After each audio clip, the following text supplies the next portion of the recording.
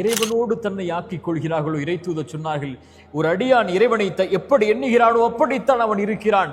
அவனை தனிமையில் நினைவு கூர்ந்தால், இறைவனை தனிமையில், பிரச்சனைகளில், கஷ்டங்களில், சிரமங்களில், நோயில், தவிப்புகளில், வாழ்வில் ஏற்படக்கூடிய இன்னல்களில், இறைவா என்று அவன் தனிமையில் நினைவு கூர்ந்தால் இறைவனும் அவனை தனிமையில் நினைவு கூறுகிறான்.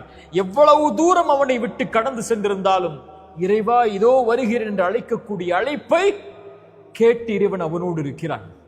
இறைத்தூதர் சொன்னார்கள், இந்த பூமியில் நாம் பிரச்சனைகளை சுமந்து வாழ்ந்து கொண்டிருக்கிறோம். இந்த பிரச்சனை நீங்குவதற்கும் நமக்கும் உள்ள இடைவெளி எவ்வளவு தெரியுமா?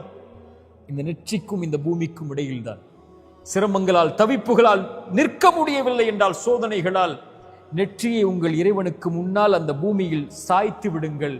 இறைத்தூதர் சொன்னார்கள், ஒரு இறைவனுக்கு ஒரு அடியான் நெருக்கமாக இருக்கக்கூடிய நிலை, சிறந்தாழ்த்தி அவனை வணங்கக்கூடிய இந்த நிலை, இந்த நிலையில் அவனை அழைத்தால் அவன் பதிலளி